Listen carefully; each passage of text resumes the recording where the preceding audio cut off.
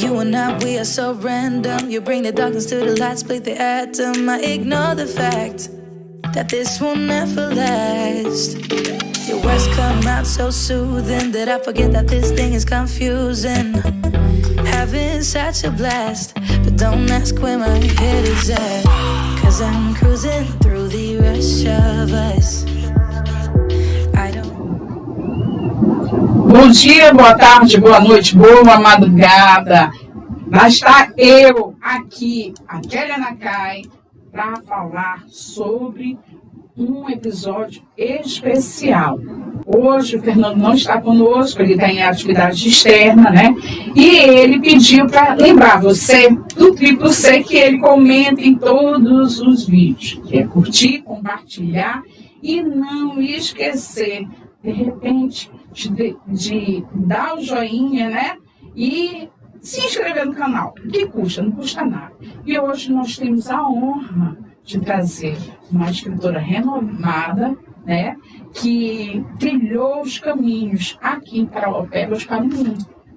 Claro, falando dela, que não somente é escritora, mas uma personalidade sem igual em nossa Parauapebas, né, que é a Terezinha Guimarães. Muito obrigada, meu amor, por estar aqui. Muito obrigada mesmo.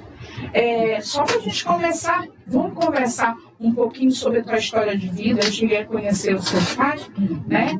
Em um momento que a gente foi visitar a casa dele. Então eu quero saber dessa história que vai lá no passadinho e traz para a presente data a escritora. Pois é, olá, boa tarde, boa noite. Para mim é um prazer imenso estar aqui com você. Muito obrigada pelo acolhimento, pelo vídeo, isso é maravilhoso. Para dar uma animada a mais. Animada a mais, isso é interessante. Eu vim lá do Maranhão, de uma família grande, nós somos 12 irmãos. Minha mãe já é falecida há um ano e pouco, meu pai está com 91 anos. E eu cheguei aqui em Parauapebas no dia 9 de janeiro de 1984. Pioneiro, Ana. Já tem um tempinho, ajudei a abrir as portas lá do hospital, o antigo CESP, né? Dia 14 de março de 84. Foi uma maravilha, né? Então, a gente vem transitando aí por essa história toda, né? Da saúde, da igreja, a família grande, meus familiares vieram também, a maioria aqui para Parauapebas, pai, mãe, irmãos. Me casei aqui em Parauapebas. Encontrou o Dito Cujo aqui? Encontrei, olha só, ele estava todo tempo bem próximo, porque a mãe dele manda minha mãe. É uma história linda de amor. E a gente já vai completar o ano que vem, dia 27 de maio, 40 anos de união. Temos uma história, né? Olha, amor, a gente tem um exemplo aqui de 40 anos, a gente vai chegar nisso, tá? Se Deus quiser. Deixa eu viver até lá. Vai, com certeza. Então, eu me casei, tenho 3 filhos, uma neta, tinha uma filhinha do coração, mas a mamãe resolveu pegar de volta, tá doendo até hoje, mas enfim. Tenho meu filho Saulo, o Sairo e a Sabrina. Todos já estão cuidando das suas próprias vidas, e eu estou por aqui, trabalhando, estudando, escrevendo, participando. Gosto muito de interagir com a sociedade, com aquilo que me cabe, que me compete. Eu gosto muito de estar presente. E, Terezinha, da onde surgiu essa veia da arte de escrever? Dentro da tua família, existia uma referência, ou de repente você se via assim, quando criança, em um mundo encantado que borbulhava na tua mente e dizia assim, não, mas um dia eu vou pegar uma caneta e redacionar isso? Na realidade, eu morei na roça até os meus 16 anos, povoadozinho, meu pai é agricultor. E então, assim, eu fiz todo o meu ensino fundamental, né, a maioria dos meus lá na escolinha, lá na roça, sabe? Mas uma coisa que eu sempre gostei de escrever carta, escrever carta para todo mundo, coisa da carta. Sim, a ideia da carta. E aí, sim, mas nada, não tinha pretensão nenhuma. E quando eu comecei a trabalhar no hospital, eu sempre observava aquelas situações. Eu via muitas mulheres vindo das roças, com aquelas suas dificuldades. E eu acompanhava elas, às vezes eu levava lá para uma salinha que eu ocupava, acolhia elas, ouvia as histórias delas, sabe? Muitas vezes aquilo eu até ficava sensível à situação delas, e eu recomendava, orientava, você tem que ir por aqui, porque muitas vezes a falta de orientação, de conhecimento, dificulta o acesso ao serviço público, né? E aí eu comecei a acolher essas mulheres, eu conseguia escrever a mensagem e dava para elas. Era bem interessante, né? E eu tinha um caderno, um livro, aqueles pretos, como é que chama aquele livro? Livro ata? Livro ata, eu colocava, geralmente na época da máquina da datilografia, eu digitava e dava uma cópia para ela e eu guardava uma outra, sabe? E aí eu fui juntando aquilo. E cada vez que eu escrevi, eu sentia muito prazer em escrever. Cada vez que eu dava um abraço naquelas mulheres, eu sentia mais vontade de acolher, sabe? E assim foi crescendo. E quando eu entrei na faculdade, eu iniciei fazendo filosofia e depois migrei para a pedagogia. Formei em pedagogia, minha primeira graduação. E aí, um certo dia eu apresentei para o professor, eu estava com um cheio de mensagens de reflexões, acredita em você, você pode, você é capaz, te valoriza, sabe? Então eram palavras, mensagens de afirmações, sabe? Era uma forma. Eu lembro que muitas delas me davam um abraço e disseram, Tereza, eu acho que eu já curei 50% da minha angústia que eu cheguei aqui. Eu digo, que bom, segue por aqui que vai dar tudo certo. Então eu meio que fazia esse trabalho de orientação, um pouco invisível, porque era tão assim no meu mundo, eu não me apresentava, eu só simplesmente eu percebia que nas filas lá do hospital, lá na época era emergência, né, mas pronto-socorro era emergência mesmo, época CESP, e aí eu sempre estava ali, como eu fazia a parte de nutrição dietética, eu fazia o acompanhamento, então eu identificava. Então não era ainda a política de humanização. Não, bem antes, bem antes. Então você foi a precursora da humanização dentro do HGP ou dentro da ciência, né? Do HGP não, do CESP, né? Fundação Serviço de Saúde Pública. E aí eu comecei esse trabalho, a gente nem sabia que humanização era essa, né? Então, minha função era econômica e eu fazia a coordenação, distribuição e supervisão do setor econômico. Então, eu andava ali para dentro do hospital. E aí, na hora que eu percebi essas situações, eu ia chegando, me aproximava, fazia escuta, entendia. Às vezes, eu intermediava alguma coisa, sabe? E principalmente aquelas mulheres, olha, várias crianças, filhinhos da zona rural. Teve vezes que eu levava a mulher para dormir na minha casa, porque não tinha onde ficar. Terezinha, que tamanho esse coração, mana? Aí eu comecei por aí, sabe? E às vezes eu arrumava a cesta básica, comprava alguma coisa, enfim, sabe? E aí eu comecei a escrever por aí, porque eu queria dizer para essa mulher, você pode, você é capaz, você é importante, aqui é espaço para todo mundo, esse serviço aqui é para vocês, a gente não tem que se humilhar não, para reivindicar os nossos direitos. Agora a gente tem que falar certo, falar da forma certa e para a pessoa certa, porque não adianta você chegar aqui e brigar, esculhambar todo mundo, porque essas meninas não têm poder de decidir, de liberar um exame, uma consulta, não, simplesmente elas estão fazendo o papel delas, estão fazendo muito bem, por sinal. Então eu meio que fazia essa orientação, concílio. Tentando ali, e começou por aí o meu trabalho literário. Quando foi um dia eu cheguei na faculdade, uma aula de filosofia. Já de pedagogia. Sim, como eu te falei, eu iniciei em filosofia. E aí eu estava lá numa aula bonita, lá com o professor. Cheguei, e o professor fazia uma leitura de um texto lá. E aí eu fui me identificando. Nossa, esse texto. Quando eu cheguei, a gente tinha começado a leitura, né? E aí eu conheço esse texto. Tá, quando ele terminou o texto, eu caladinha sentada na minha cadeira lá, bem tranquilo. Quando ele, no final disse, esse texto é da escritora Terezinha Guimarães. Aí eu achei tão bonito ele falar assim, da escritora Terezinha Guimarães. E você não tinha publicado nada, absolutamente nada. Gente. E aí eu tinha uma amizade muito grande com uma professora, Margarete, que a gente até tem agora aqui em Parauapé, mas é uma professora brilhante. E aí um dia ela chegou lá, eu mostrei para ela, olha, Margarete, escreveu, ela ficou assim, encantada. Terezinha, eu não acredito que tu tem tudo isso. Publica. Parece que eu queria ouvir alguém, sabe? Quando você está fazendo alguma coisa, alguém faz isso.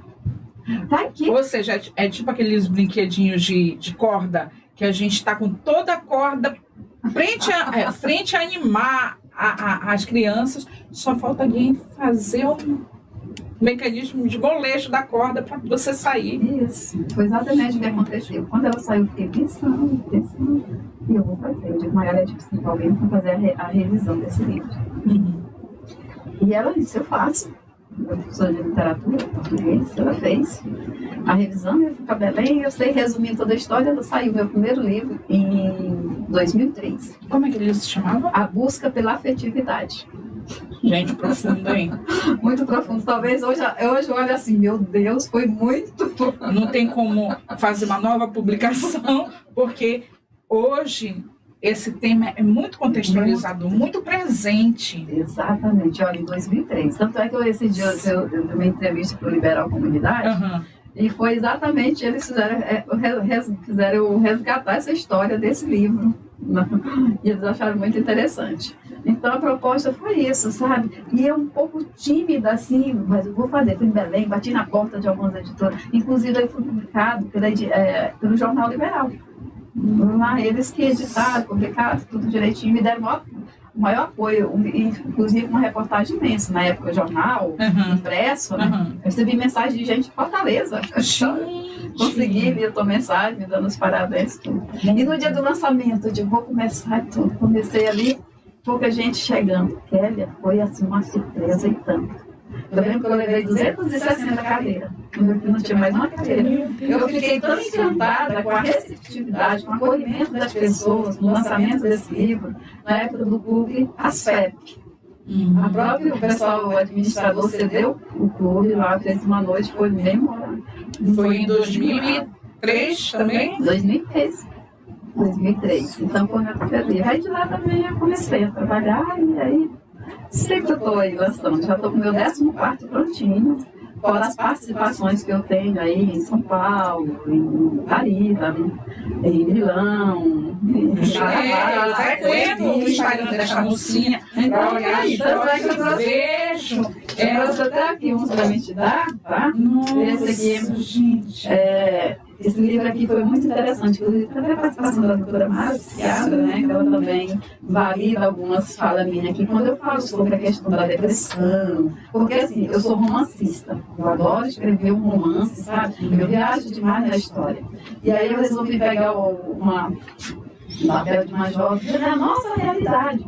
De uma ribeirinha, sabe essas meninas hoje que são aliciadas, essas meninas que passam por situações tão jovens, que têm pai alcoólatra, mãe depressiva, e qual é a perspectiva de vida? Gente, tá autografado! Gente, a honra, gente! Meu Deus do céu, muito obrigada. Sim, continue. Aí, qual é a perspectiva de vida? Mas lembra que essa pessoa tem um sonho, essa pessoa precisa sair desse quadro de vulnerabilidade e buscar novos desafios. Então eu começo a descer uma história por aí e ela consegue vencer muitos conflitos. Eu lembro que eu comecei a escrever esse livro, teve um momento que eu peguei chorando, porque eu me voltando com a história. Sim. E foi muito bacana esse livro, uma repercussão muito boa. E Terezinha, o grande lance dessa, que você até falou, sobre a ribeirinha, a moça, que às vezes no convívio dela não tem muito o que sonhar, né? E de repente é aliciada, não sei se de repente no livro fala aliciamento sexual ou... Exatamente. E hoje muita gente vive esse trauma baseado no passado, né? E vive o passado como se fosse permanentemente presente. Eu me lembro uma vez, e isso eu estou falando praticamente com a futura psicóloga, né? Mas atual psicanalista, né? De que depois que minha mãe morreu, eu sei que existe um processo de enlutamento que dura alguns meses, né? E depois desse processo, se permanecer a tristeza e tudo já é patológico, já precisa de ter um cuidado e tudo. E aí uma das situações que me fez me dar um insight para a mudança daquele quadro de adoecimento que eu já estava tendo, porque eu entrava em casa e sentia o cheiro dela, sentia a voz dela quando abria o portão e tudo. Foi o meu próprio esposo. E meu próprio esposo falou uma coisa que eu gostaria de falar para ti, né? agora como tu é estudante de psicologia, né, para te ver os contextos reais, e principalmente para que, assim, baseado no que você vai falar, eu posso também ter alicerce para falar com a admiração. Ele falou o seguinte, que a nossa felicidade está baseada no foco que a gente dá. Que a nossa vida é feita de 70% de coisas boas, só que são coisas pequenininhas. Tipo, eu poder respirar. Olha, o quanto que isso é precioso, mas eu não dou tanto valor. Eu ter uma casa, eu ter um histórico familiar, filhos, eu posso sentar, brincar, né? Tem outras pessoas que não têm esse sonho, mas eu sempre tive o sonho de ser mãe. E, de repente, 30% de coisas ruins, que elas são colocadas na nossa vida para nos fazer crescer.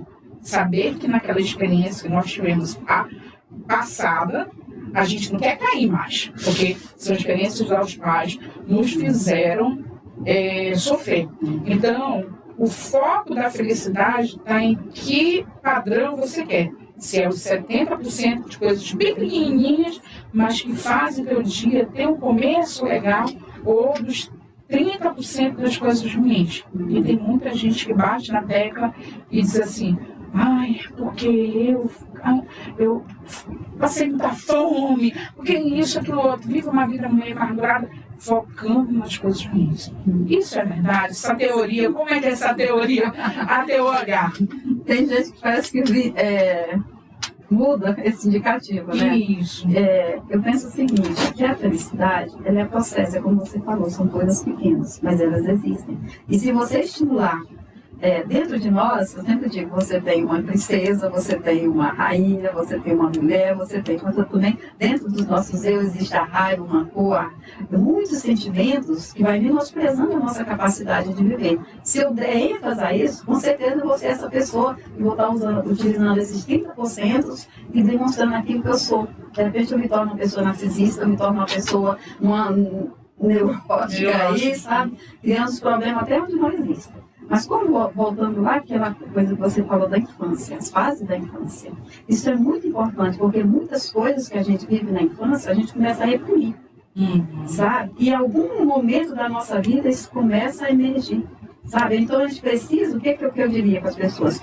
Que viver é muito bom, mas a gente aprenda a agradecer, como você fala, a maternidade, o prazer que a gente tem de estar com nossos filhos. Meu Deus, eu amo ser mãe, sabe? Eu acho que é uma coisa muito importante na vida. Então, isso já gera um prazer muito importante. Então, na medida que você tem essas dores, todos nós temos os nossos conflitos pessoais, mas olha para ele, dá um sentido para eles, ressignifica essas dores, busca alternativa, começa a agradecer pelo ar que nós respiramos, pelo momento prazeroso da vida, por ter saúde, família, ter um trabalho, ter uma casa. Então, trabalhe esse sentimento de gratidão, de pertencimento a esse mundo, mas algo que te dê prazer.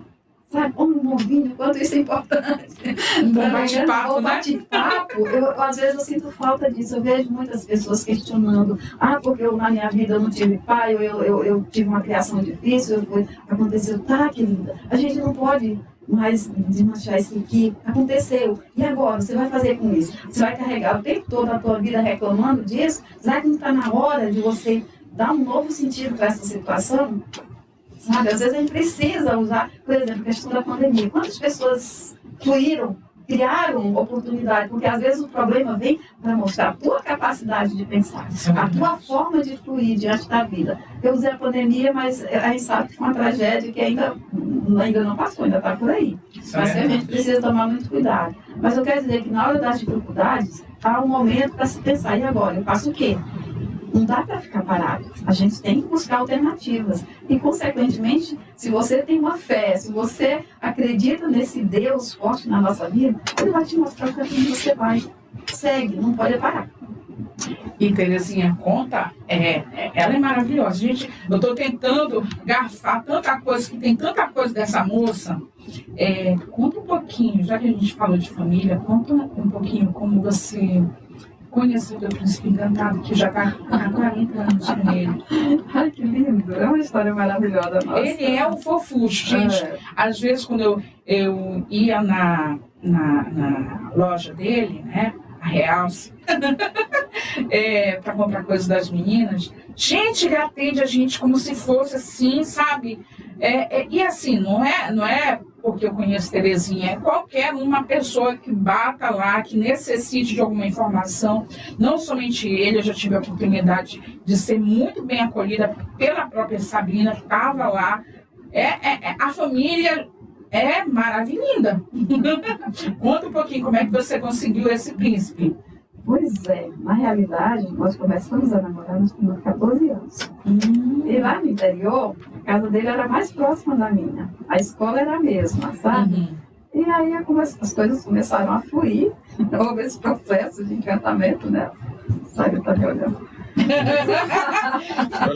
Ele quer saber as partes pecaminosas. Quando eu nasci.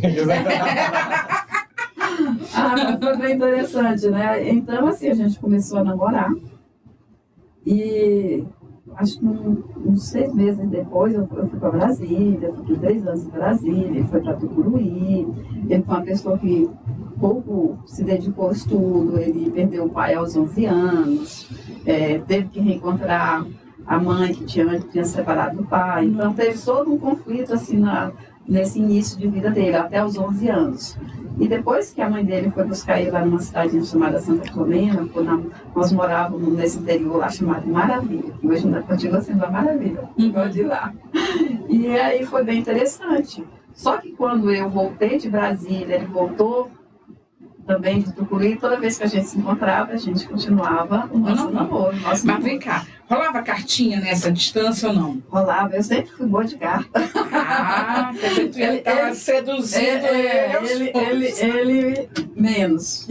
Sempre mais, né? Na época não tinha o telefone, quando apareceu o telefone, a nossa vida começou com muita dificuldade.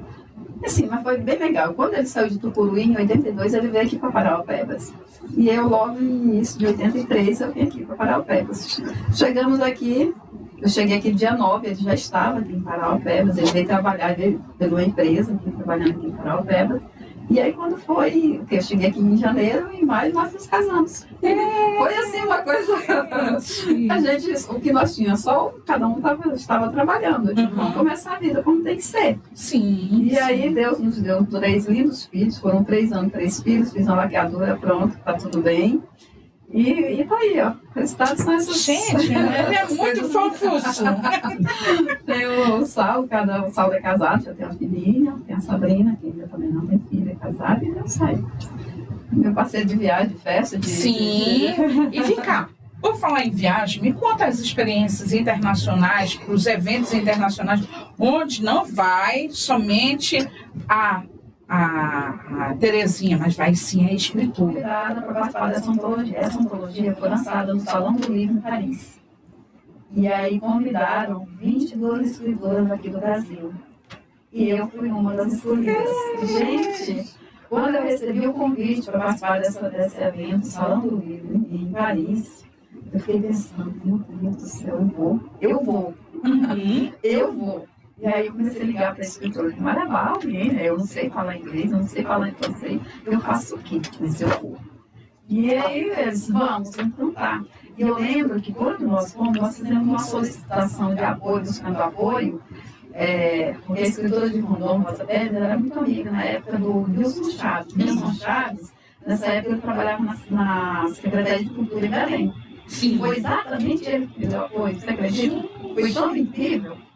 Eu me lembro dele também em alguns momentos, quando a gente chegou aqui em 2007 ou 2008, ele vindo para cantar algumas coisas.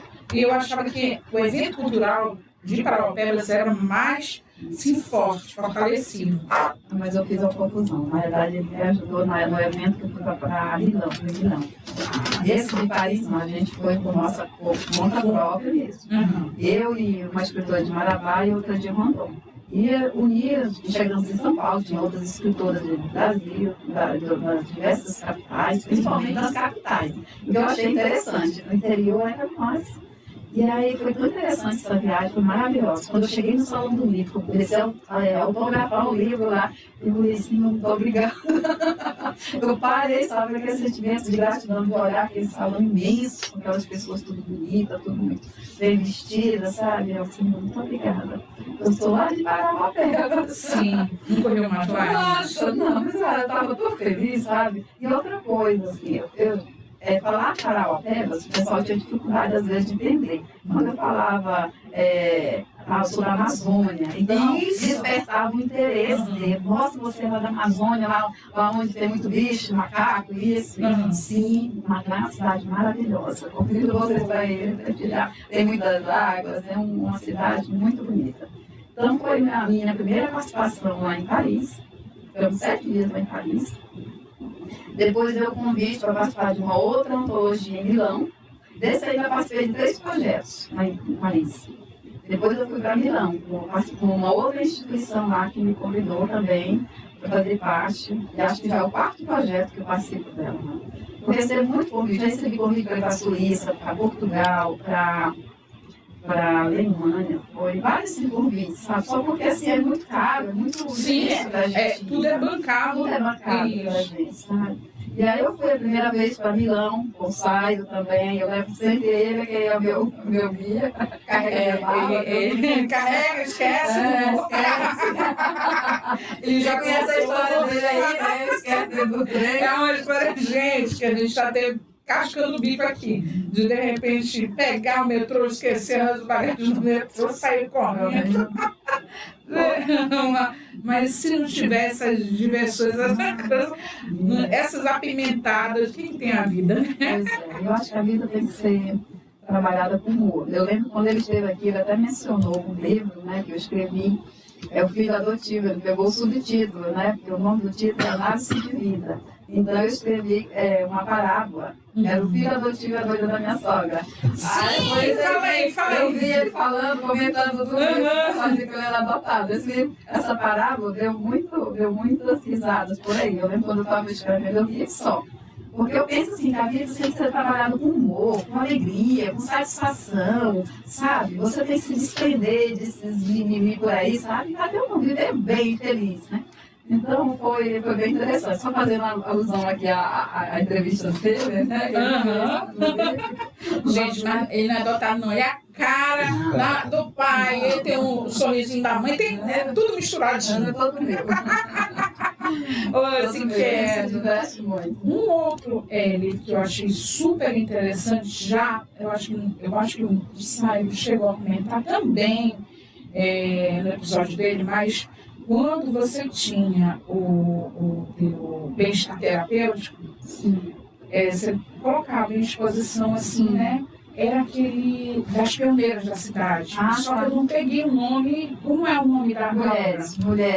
Isso. Emoção, foi o título, meu Deus? Determinação e vontade. A gente precisa ter determinação e vontade para querer fazer as coisas. Foram quantas mulheres? Eu convidei, foram umas 20 e poucas mulheres. Eu convidei várias. Teve outras que acabaram não encaminhando, porque elas mesmas que escreveram a própria história. Primeiro, qual era o objetivo? Eu percebi no início que a história de Parauapebas vai se perdendo. Ninguém sabe. Se eu perguntar para muitas pessoas, quem foi o primeiro prefeito? Talvez até o primeiro lembre, né? Que foi o Caissá. Mas ninguém lembra que começou com Chico Brito. Ninguém lembra que são a primeira Câmara foi formada por quem. Então, nesse livro, eu resgatei essa história. Eu resgatei através da Câmara Municipal que recebeu essas informações.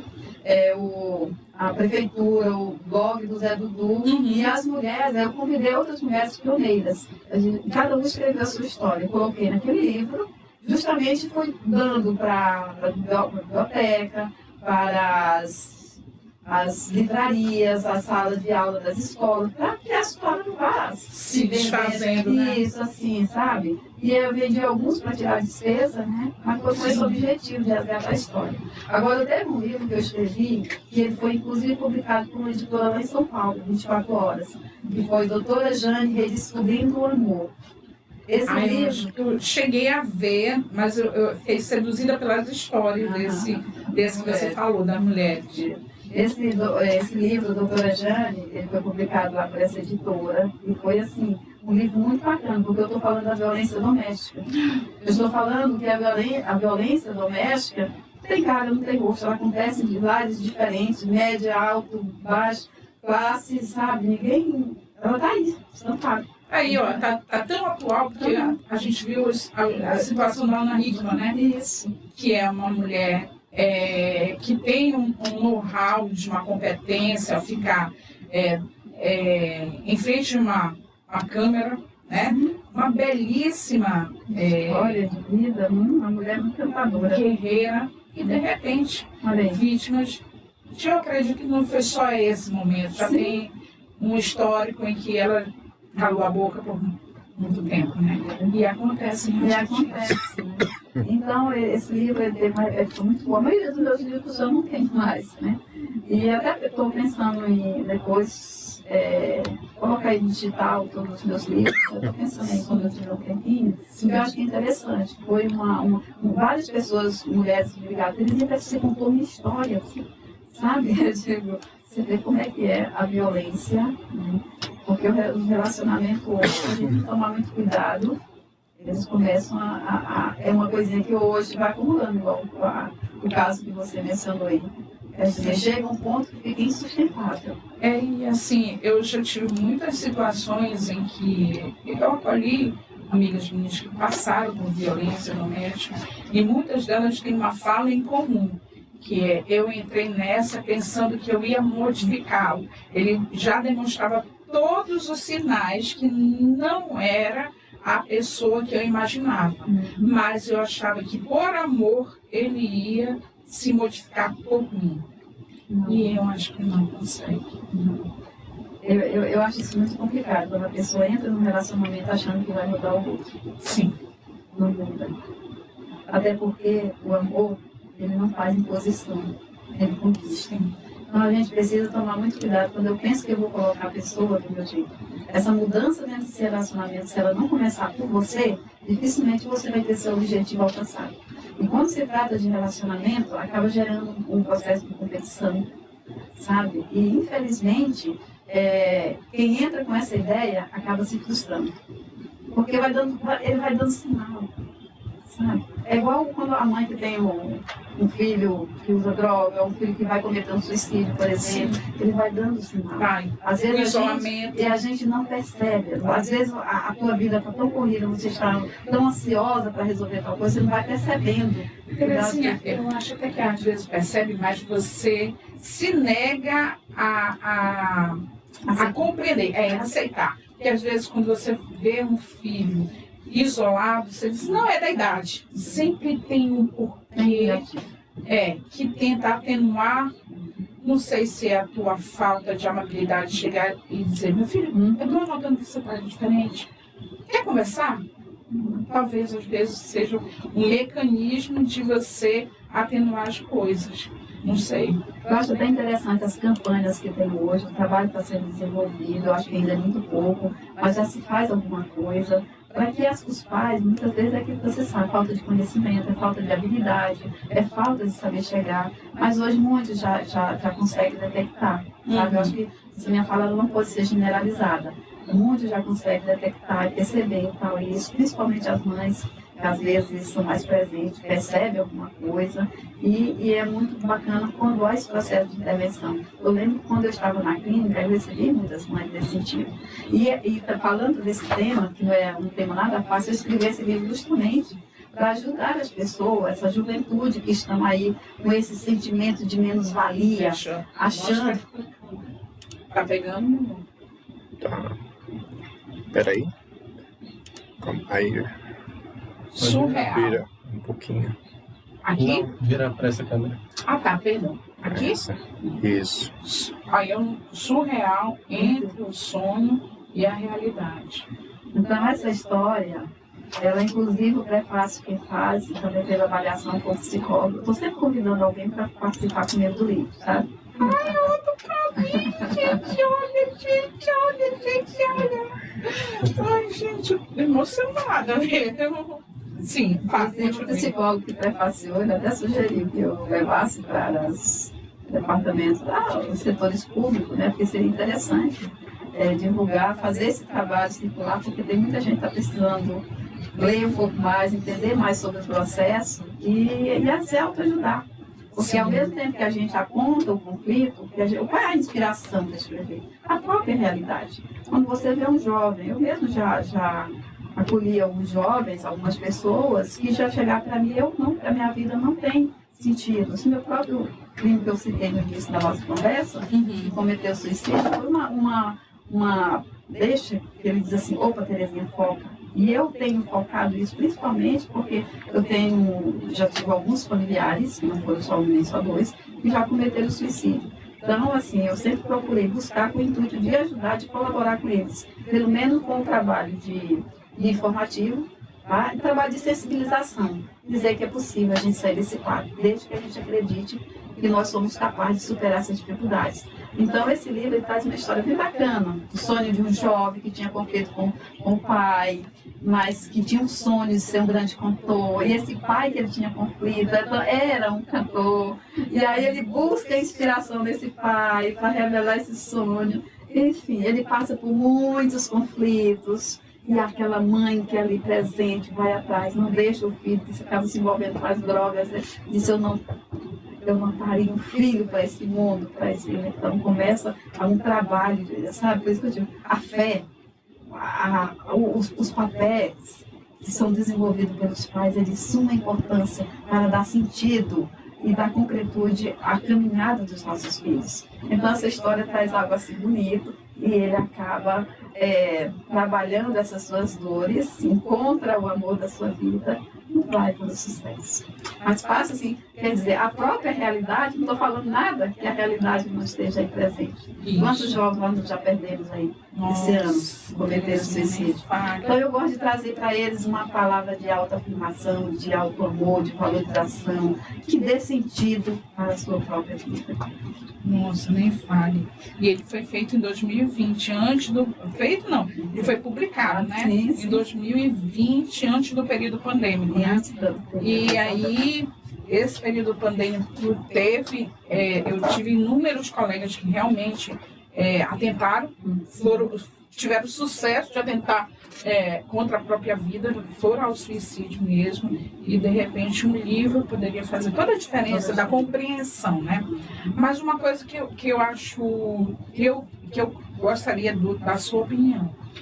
Atualmente, em vez das pessoas buscarem literatura, as mães buscarem outros tipos de apoio, elas estão indo muito para os médicos. Os nossos colegas médicos, infelizmente, alguns vão na tarja preta. Prescritores, assim, audazes de tarja preta, para um momento que não é de sedar a pessoa para poder calar, fazer ela falar para interagir. E eu falo muitas vezes, eu saio da UEPA, venho para cá, porque a UEPA é considerada zona rural, né? Eu venho para cá e a grande maioria dos meus alunos pega carona comigo. Eu não vou deixar de ser a mãezona deles e tudo, a tiazona e tudo. E muitos deles abrem a vida dizendo assim, professora, eu não tomo só uma medicação controlada, eu tomo 3 medicações controladas.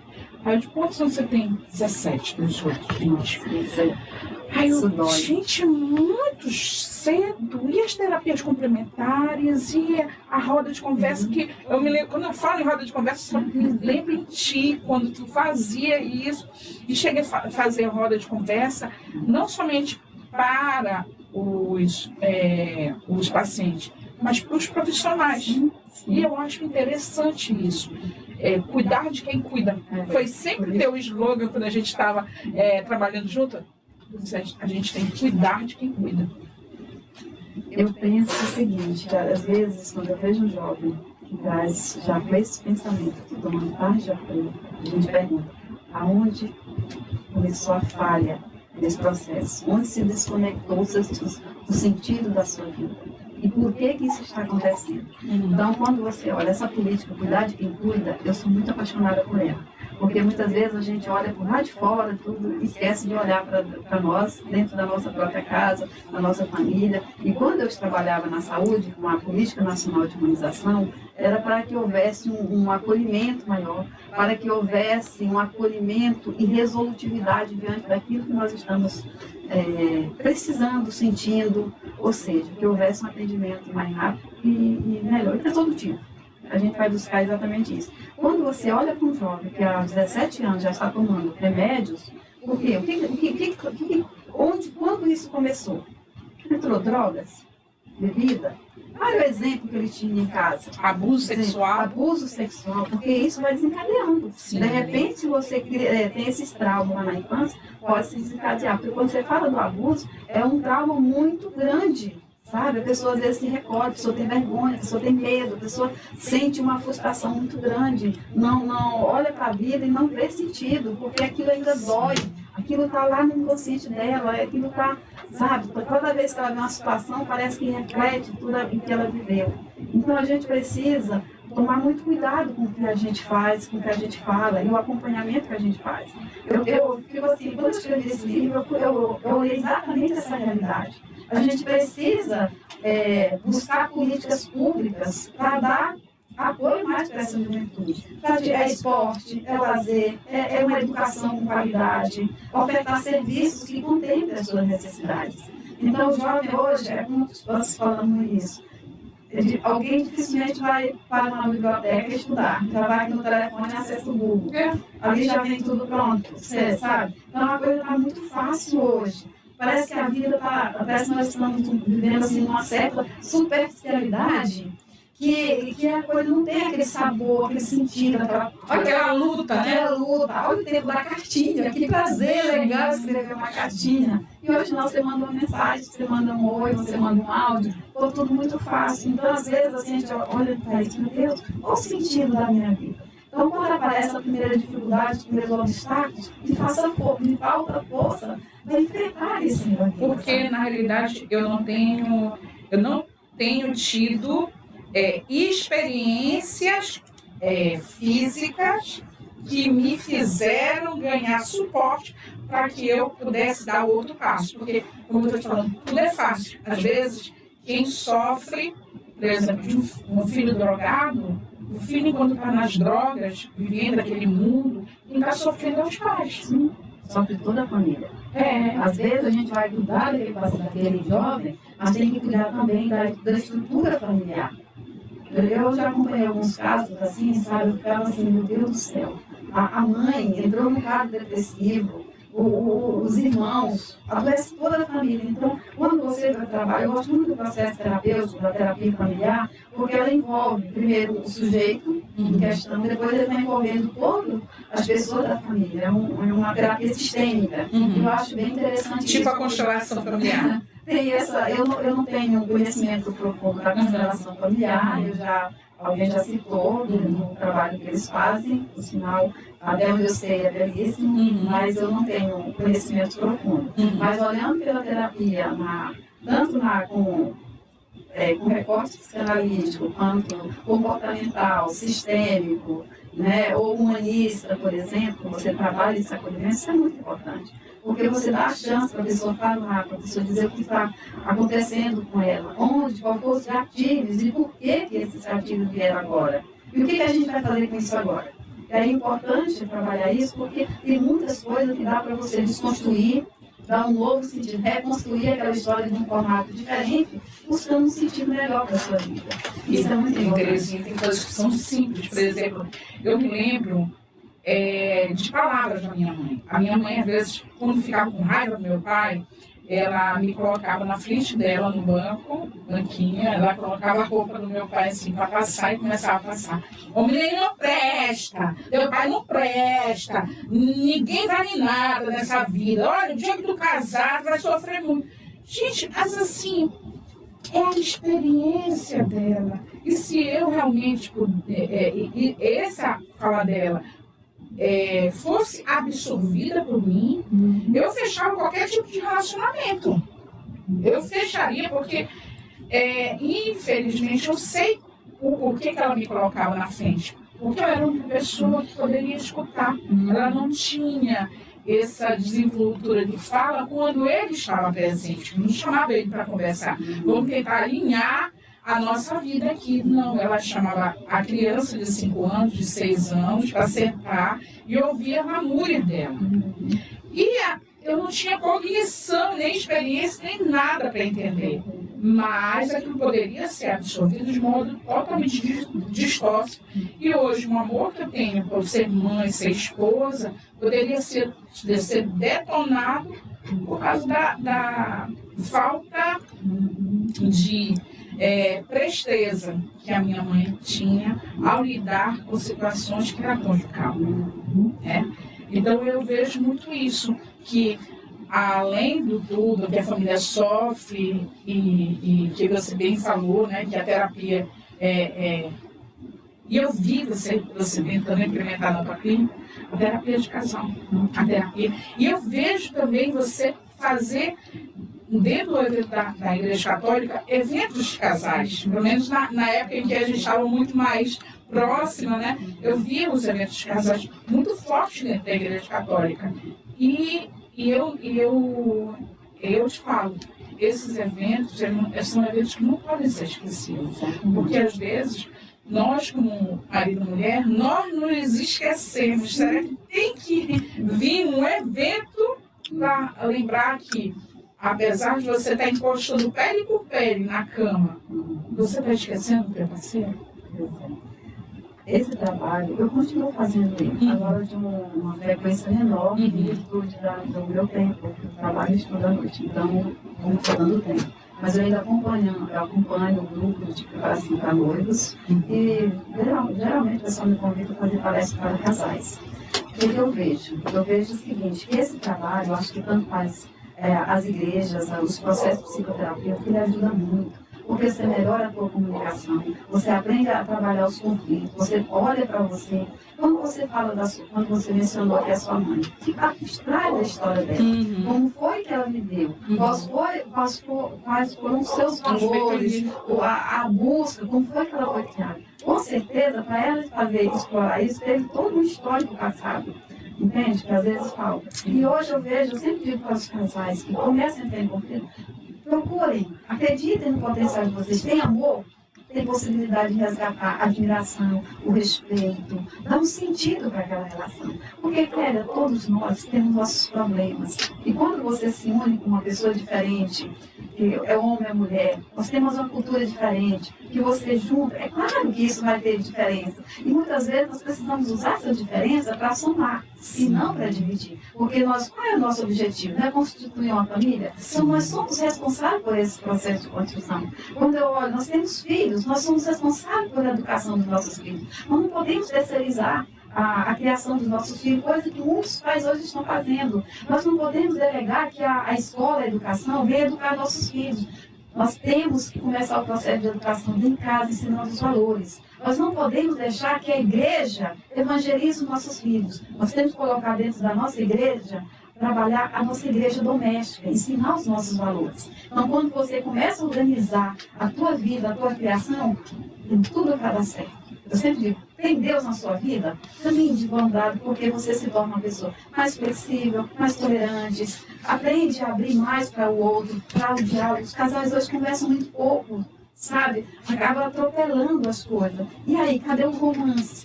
Cadê a afetividade que nós falamos lá anteriormente? A gente precisa. Eu falei para o Sário que eu carrego comigo 3 frases. Eu acho assim, de suma importância. Tem uma até que a gente compartilha, né? Eu digo para ele que o mundo é duro para quem é mole. Ele falou isso. Ele falou.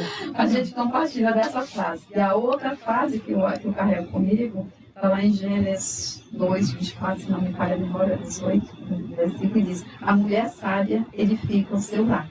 E a outra, que foi dita inclusive pelo Papa Francisco, que diz: casais sejam eternos namorados. A gente precisa alimentar esse vínculo afetivo, fazer surpresa, valorizar. Eu com meu marido, 40 anos de casado, por isso que a gente não passou por alguns problemas difíceis. Passamos em muitos, Sim. mas eu sempre foquei nas qualidades dele, sabe? Ele é um bom pai, um bom esposo, não deixa faltar nada em casa. É o jeito dele. Então eu preciso respeitar a dificuldade dele, as limitações dele. E eu foco trabalhando a gratidão. Obrigada por você me ter me dado marido. Obrigada por isso. Então, e assim a gente vai e tá indo. Não que nós somos exemplo, casal exemplo, mas a gente busca acertar. Vamos criar a nossa família. Nós decidimos casar, então vamos assumir a nossa responsabilidade com amor. Não vamos deitar na mesma cama, um de costa para o outro. Isso, é A verdade. gente precisa se abraçar, a gente precisa se beijar, a gente precisa namorar, a gente precisa ter tempo para nós, a gente precisa alimentar o nosso afeto, porque um complementa o outro.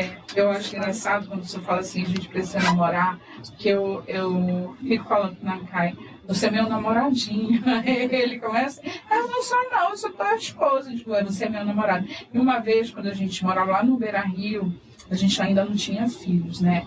Aí eu chamei ele para ir para a porta de casa. Aí ele disse, o que você quer? Eu disse, bora fingir que a gente é namorado, que você tá chegando e eu tô abrindo a porta para receber o meu namorado. Aí quando eu comentei esse tipo de simulação que eu propus pro meu marido fazer, o pessoal disse, tá doida? Não, gente, é viver de novo aquela emoção que hoje vocês da juventude não sabem, que é você marcar que a pessoa vai te ligar e o telefone tocar e você correr na casa, se destroçando todinho na parede, pegar o telefone e dizer, morrendo já, alô, e ficar horas pendurado no telefone, porque, sabe, existe aquela distância de escutar a voz da pessoa, chegando e teu coração batendo. Hoje, isso é muito gostoso mesmo, né? O primeiro beijo, o cheiro da pessoa, isso é muito gostoso. Muito gostoso. E às vezes os casais casados esquecem que eles também são namorados. A gente não pode perder esse encantamento pelo outro. Não pode. Lá na minha casa eu faço isso, meu marido tem a loja, eu sou funcionária pública. Aí, quando ele botou a loja, o objetivo era a gente trabalhar juntos. Eu vi que nossas ideias não batiam. Meu marido bota as coisas tudo assim. E eu chego lá, chega minha mão coça que queria arrumar aquilo para botar aqui. E ele diz assim, não mexa aqui porque eu sei onde está tudo. Sabe? Aí eu pensei, isso não vai dar certo a gente trabalhar juntos. Então eu quero sentir saudades deles, eu quero ligar. Ele gosta de me ligar. Vem comer a galinha caipira que fez aqui hoje. A moça lá na loja, a secretária dele, faz a comida lá. E aí ele me liga. Então, assim, eu digo, eu vou na loja, eu ajudo, eu envolvo presente, mas não, quando me pede a ideia, vamos investir, fazer tal coisa, eu participo. Mas o desenvolvimento do dia a dia dele é dele e da Sabrina. E eu respeito tudo, sabe? Eu respeito o que ele diz, o que ele faz. A mesma coisa quando eu estou no meu serviço, eu trabalho lá tranquilo, faço o meu dever, eu sei que está tudo bem, ele não interfere, ele não vai, vem para casa, faz isso, sabe? Não. A gente tem cada um no seu espaço, respeitando o território um do outro, sabe? Porque eu vi que se a gente ficasse junto, ia se alfinetar e começar a ter problema na relação. Então, você cuida daqui e eu cuido daqui. Ele foi tão interessante que quando eu disse, vou me aposentar, então deixa eu construir a clínica. O objetivo já começou aí, porque eu não dou conta de cuidar de casa, eu não gosto, sabe, limpar, essas coisas assim, não. Eu sou muito ativa para o mercado de trabalho, para o trabalho. Então eu digo, eu quero a clínica e vou formar o consultório. E aí a gente, olha, é isso, esse dia mesmo, estou passando isso, vai no sábado, vai na sexta, vai na segunda, só que eu saio um pouco da rotina. Ai, que gostoso, isso, sabe? Se ele tivesse laqueado, já estava no 17º filho. Na casa do céu. Eu tenho 12 irmãos.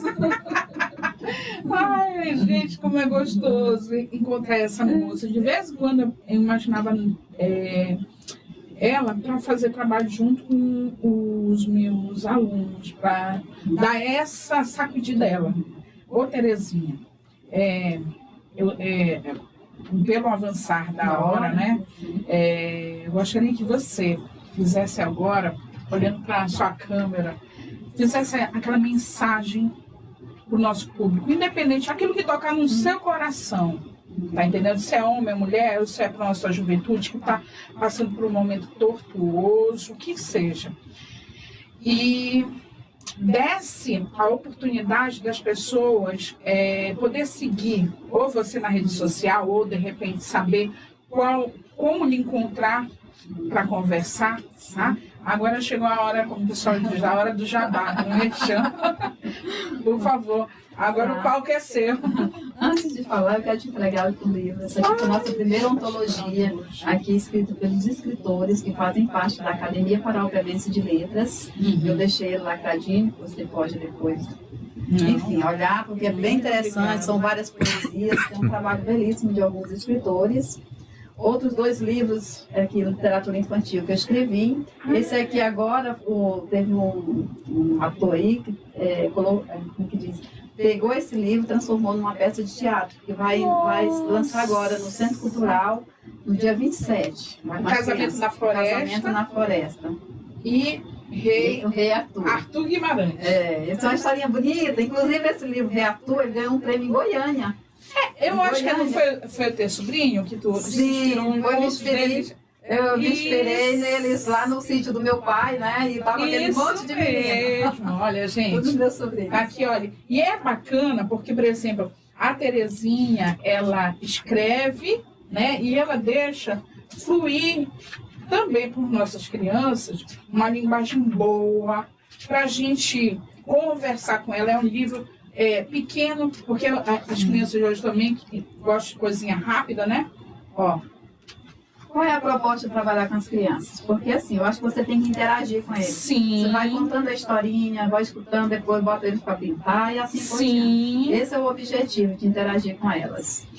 Eu já fiz 3 lançamentos na literatura infantil. Bom, gente.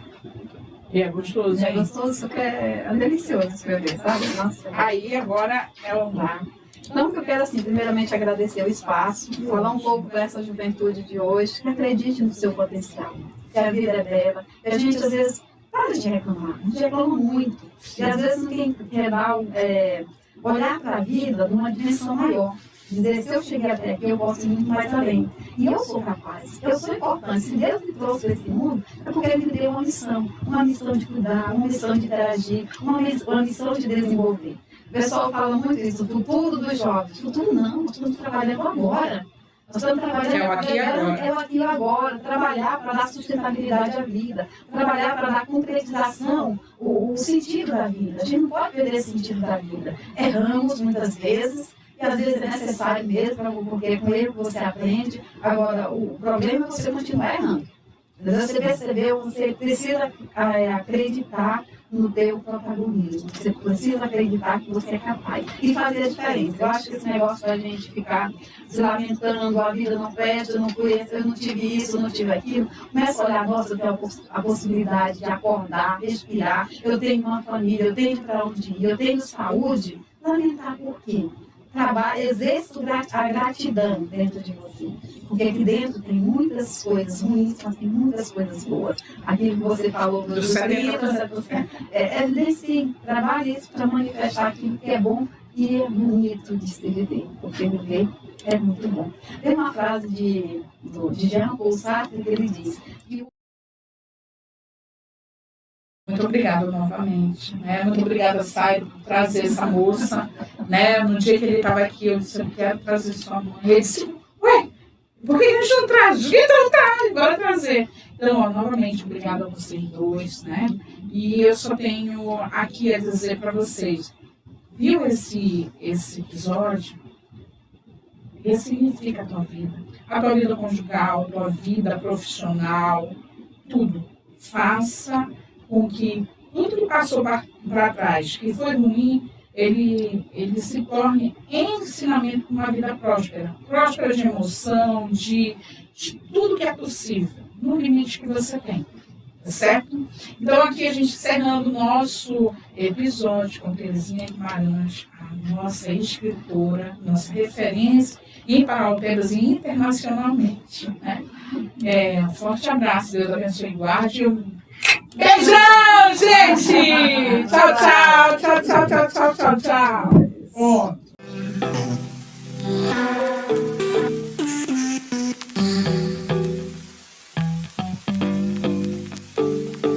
You and I, we are so random. You bring the darkness to the light, split the atom. I ignore the fact that this will never last. Your words come out so soothing that I forget that this thing is confusing.